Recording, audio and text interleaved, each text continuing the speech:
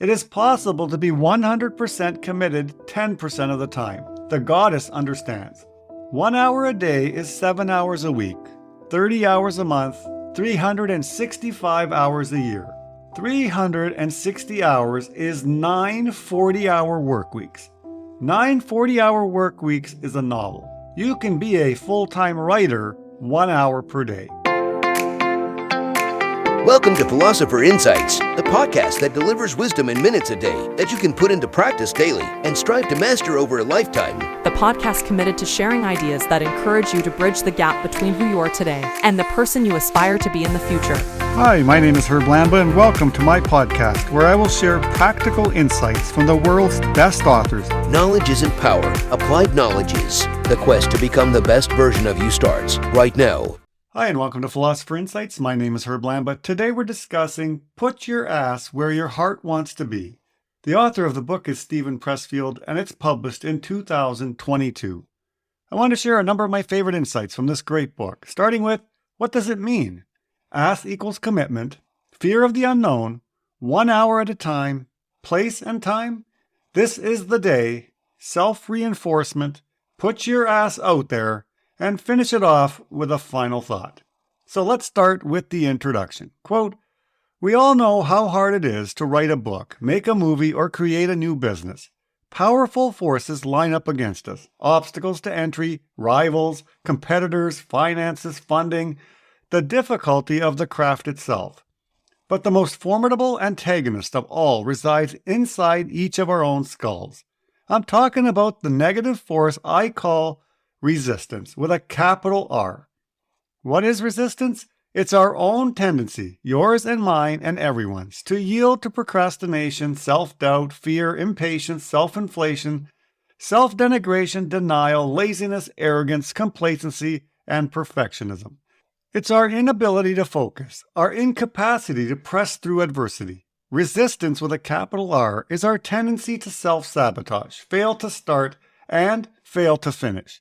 How do we defeat this monster that lives inside all of us and never tires, never loses strength, never takes a day off, and is endlessly ruthless and protean and subtle and clever and diabolical in the ways it can set snares for us and bring our most noble and brilliant aspirations to nothing?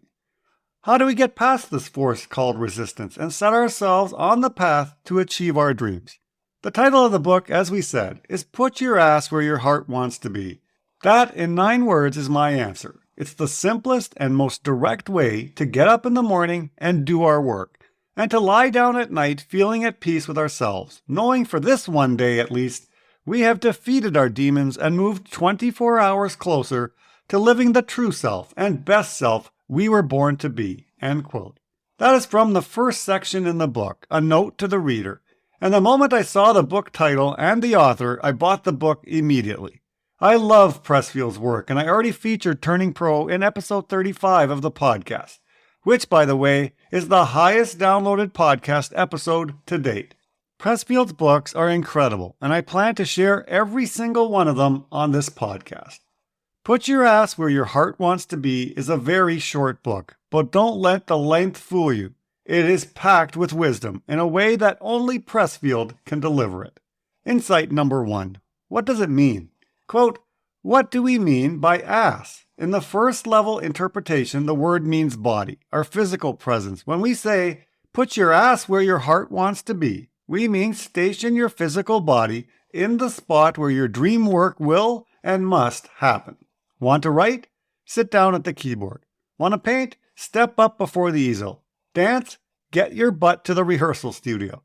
Dumb and obvious as it sounds, tremendous power lies in this simple physical action. When I sit down to write in the morning, I literally have no expectation for myself or for the day's work. My only goal is to put in 3 or 4 hours with my fingers punching the keys. I don't judge myself on quality. I don't hold myself accountable for quantity. The only questions I ask are, did I show up? And did I try my best? If I have done that, then I've put my butt where my heart wants to be. I can't ask anything of myself more than that." End quote. The idea being shared does sound overly simplistic and obvious, but it may be the secret to achieving your big wins in life. Woody Allen authored that now famous quote, 80% of success is just showing up. If that is true, then I believe Pressfield has given you the simple formula to make sure you show up every day. Insight number 2, ass equals commitment. Quote, we know what ass means in the physical sense. Let's examine it now as a metaphor. Ass means commitment, as in, his ass is on the line, or if she screws this up, it'll be her ass. When we say, put your ass where your heart wants to be, in this sense, we mean commit emotionally, psychologically, spiritually to your dreams. End quote. Pressfield highlights the importance of not only putting your ass where it needs to be as an author or entrepreneur to allow your magic to happen, but in some cases you may need to move your ass to another city or country just to be in the presence of others who have already put their asses on the line. Being in the company of those people allows you to absorb their experiences. Quote, does it matter that, alone at a traffic light, our passionate dreamer finds herself breaking down in tears? Does it make a difference that she's terrified of this choice she has made? That she has to fight off nightly the overwhelming urge to pack up and go home? All that matters is that she has taken action. She is here. She is left there behind. This does not go unnoticed by mortals or by the gods. End quote. You have probably heard that the universe conspires to work with you once it sees you taking the actions to demonstrate your commitment. If you are chasing a dream, setting a goal, or just trying to get the next important assignment completed, you need to get your ass off the couch, there, and move it here, which is the environment in which you are allowed to do the work. The universe won't respond if you do that a handful of times a year. The universe responds when you demonstrate the long-term capacity to be fully committed to showing up. Insight number 3, fear of the unknown. Quote, why is commitment so scary? Because when we commit, we're moving from the known to the unknown. The definition of dream is that which exists only in our imagination. In other words, in the unknown. When we say, put your ass where your heart wants to be, we're proposing a mindset that is designed to outfox fear of the unknown. It says, don't try to overcome your fear. Fear cannot be overcome. Instead, simply move your body into the physical space you fear and see what happens. End quote. Fear is always going to be a part of our lives. Everyone experiences fear, but those that chase their dreams are not crippled by their fears. They recognize it, acknowledge it, and then proceed to do what needs to be done. The most dangerous way to live your life is to wait until you are no longer afraid. That day may never come. By putting your ass where your heart wants to be, you're allowing yourself to focus on the present moment each and every time you do it. In his great book, Fear, Thich Nhat Hanh says this about the importance of the present moment. Quote, when you are truly anchored in the present moment, you can plan for the future in a much better way. Living mindfully in the present does not preclude making plans. It only means that you know there's no use losing yourself in worries and fear concerning the future. If you are grounded in the present moment, you are bringing the future into the present to have a deep look without losing yourself in anxiety and uncertainty. End quote. Just as mindfulness training helps you be present in the moment, learning to put your ass where your heart wants to be every single day narrows your focus in much the same way. Insight number 4, 1 hour at a time. Quote, can we put our ass where our heart wants to be if we've got a family, a job, or a mortgage? Yes, the muse does not count hours. She counts commitment. It is possible to be 100% committed 10% of the time. The goddess understands. 1 hour a day is 7 hours a week, 30 hours a month, 365 hours a year. 360 hours is 9 40-hour work weeks. 9 40-hour work weeks is a novel. It's 2 screenplays, maybe 3. In 10 years, that's 10 novels or 20 movie scripts. You can be a full-time writer 1 hour per day. End quote. In The Artist's Journey, Pressfield dives much deeper into the muse, but I like to think of it as your inner genius. In order for that inner genius to show up, you must create the conditions to allow for it. And you must be willing to do that consistently over time. Putting your ass where your heart wants to be increases the likelihood of connecting to your muse. Let's reflect on the magic of 1 hour per day. Jim Rohn challenged people to understand the magic of part-time when it comes to chasing your dream. If you're being completely honest with yourself, you know you could find 1 hour per day to start on the journey you've been telling yourself is out of reach because of your current circumstances. Why not consider committing to 1 hour a day for 365 days and take advantage of slightly more than 9 40-hour work weeks? Why not make that commitment today? Insight number 5, place and time. Quote, "My own office today is just a converted bedroom. It's got nothing esoteric in it, except maybe that lucky toy cannon that fires inspiration into me, or perhaps my lucky horseshoe from Keeneland in Lexington, Kentucky. But it's a sacred space too. I have made it sacred by the work I've done there and by the attitude of respect and devotion I bring with me when I enter." End quote. First, you must identify that space where you commit to expressing your inner genius. Now that you have committed to showing up, make it clear to the muse where you plan on showing up so it knows where to look for you.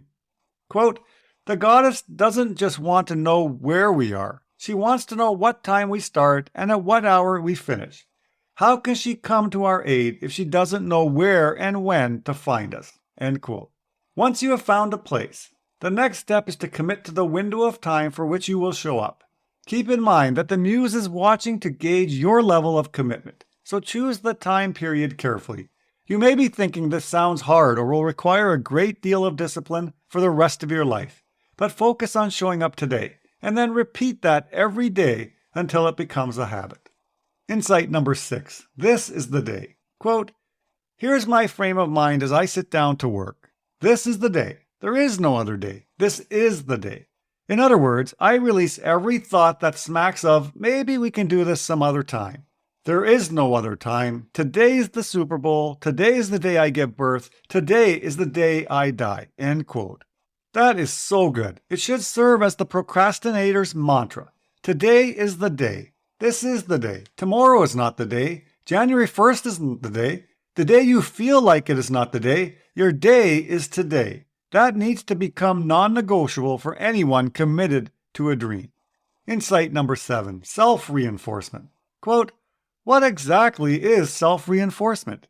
It's when your coach or mentor tugs you aside and tells you how well you're doing, how proud of you they are, and how certain they are that ultimate success will be yours if you just stay who you are and keep doing what you're doing. That's reinforcement. Can you tell yourself that without a coach, without a mentor? Can you be your own coach and mentor? That's self-reinforcement. When we say put your ass where your heart wants to be, we also mean keep it there. Self-reinforcement keeps us there. It keeps us committed over the long haul. The ability to self-reinforce is more important than talent. Self-reinforcement is growing in importance as increasing numbers of people shift to entrepreneurship, becoming an influencer and putting their authentic selves out for the world to see. Self-reinforcement gives you the freedom to be less reliant on a cheerleader, coach, or mentor to kick your butt into gear. You have to learn to do that for yourself. Insight number 8, put your ass out there. Quote, "What we are talking about here is breadth of commitment. It's not just put your ass, it's put your whole ass, and put it across the full spectrum." My own weakness forever has been promoting myself in my books. I've been great at putting my ass into the writing part, but I've dropped the ball big time in marketing and self-promotion. These days, of course, a branding presence is even more indispensable to an artist or an entrepreneur. Can we do it? Are we intimidated? Are we too shy or introverted? Too proud? You and I can't put half our ass where our heart wants to be. We have to be in all the way. End quote. Thank you, Steven Pressfield. Thank you for sharing that you suffer from the same challenge I continue to face every single day. I have no problem showing up to do the work, but when it comes to marketing and self-promotion, I often fail miserably. This is the one area in my life that I continue to procrastinate in because I have this uneasiness and dislike for self-promotion. I do give myself some credit, though, because I am much better now than I was only a few years back. I didn't want anyone to even see what I was doing, unless, of course, they inquired on their own. I lacked that self-belief, and I thought what I produced would be unworthy and ridiculed. It's time to be honest with yourself. Are you chasing the dream in a soundproof room? You're doing the work, but the people who need to connect to your gift have not heard it, and they will never hear of it if you don't change your mindset around self-promotion. Insight number 8, final thought. Quote, our priorities change when we make the shift from the ego to the self. Our field of consciousness broadens. We see ourselves no longer as an isolated element in a random or meaningless universe.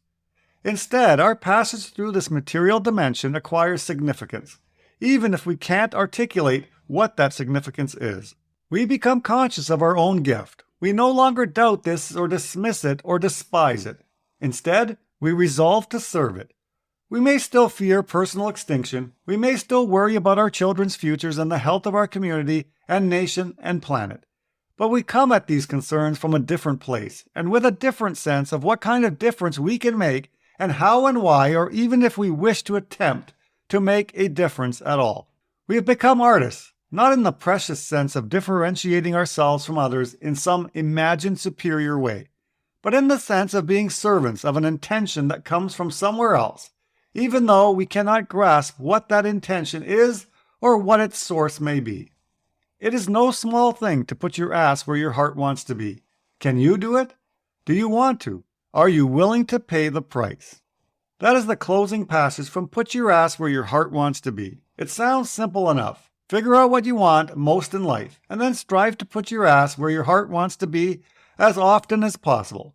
It's akin to showing up every day, which, as many authors have written, is critical to reaching your goals, but not easy. It is time to be the frog who not only decides to jump off the lily pad, but actually jumps. The world is full of people who hesitate, which quickly leads to a life of mediocrity. The gateway to greatness may be as simple as making Pressfield's message into your daily mantra. At the end of each day, ask yourself 2 questions. 1. Did I put my ass where my heart wants to be today? And 2. What can I do to ensure my ass shows up for my heart tomorrow? I hope you enjoyed my favorite insights from Put Your Ass Where Your Heart Wants to Be. And remember that showing up is often half the battle. By committing to show up, by committing to put your ass where your heart wants to be, you can rise above half the population in any circumstance.